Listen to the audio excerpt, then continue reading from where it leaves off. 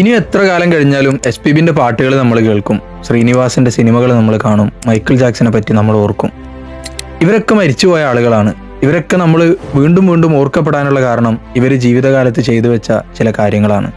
നമ്മളും മരിച്ചു പോകുമ്പോൾ നമ്മളും ഓർക്കപ്പെടാൻ വേണ്ടി എന്തെങ്കിലും ചെയ്തു വെച്ചിട്ടുണ്ടോ, എന്തെങ്കിലും ഇവിടെ ബാക്കിയാക്കിയിട്ടുണ്ടോ? എന്നാൽ അങ്ങനെ ബാക്കിയാക്കാൻ നമുക്കിപ്പോൾ ഒരു അവസരം വന്നിരിക്കുകയാണ്. കേരളത്തിൽ അങ്ങോളം ഇങ്ങോളമുള്ള കാഴ്ച പരിമിതിയുള്ള ആളുകളുടെ ഒരു സംഘടനയാണ് വിജ്ഞാനദീപം.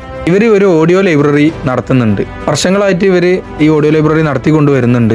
ഏകദേശം 400ഓളം ആളുകൾ ഇതിൽ ശബ്ദം ദാനം ചെയ്യുന്നുണ്ട്. കാഴ്ചപരിമിതിയുള്ള ആളുകൾക്ക് നോക്കി വായിക്കുന്നതിന് പകരം കേട്ടുകൊണ്ടാണ് അവരെല്ലാം പഠിക്കുന്നത്. ഇപ്പോൾ നോവലുകൾ വായിക്കുന്നതാണെങ്കിലും പഠിക്കുന്ന പുസ്തകങ്ങളാണെങ്കിലും PSC കോച്ചിങ്ങിനൊക്കെയുള്ള പുസ്തകങ്ങളാണെങ്കിലൊക്കെ ശബ്ദത്തിലൂടെയാണ് അവരത് കേട്ട് പഠിച്ച് പരീക്ഷ എഴുതുന്നതുമൊക്കെ. അപ്പോൾ ഈ മാസം ഒരു സ്ക്രീനിങ് നടക്കുന്നുണ്ട്. ശബ്ദം ദാനം ചെയ്യാൻ ആഗ്രഹിക്കുന്ന ആളുകൾക്ക് ഈ സ്ക്രീനിങ്ങിൽ പങ്കെടുക്കാവുന്നതാണ്. 2025 ഡിസംബർ 28 മലപ്പുറം ജില്ലയിലെ തിരൂർ SSM പോളിടെക്നിക്കിൽ വെച്ചിട്ടാണ് ഇത് നടക്കുന്നത്.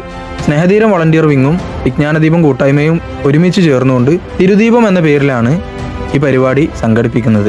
അന്നേ ദിവസം അവിടെ ശബ്ദം ദാനം ചെയ്യാൻ വരാൻ കഴിയുന്ന ആളുകൾക്ക് രജിസ്റ്റർ ചെയ്യാനുള്ള ലിങ്ക് സ്നേഹതീരത്തിന്റെ ബയോയിലും അതുപോലെ തന്നെ നമ്മുടെ സ്റ്റോറിയിലും കമന്റിലൊക്കെ പിൻ ചെയ്ത് വെച്ചിട്ടുണ്ട്.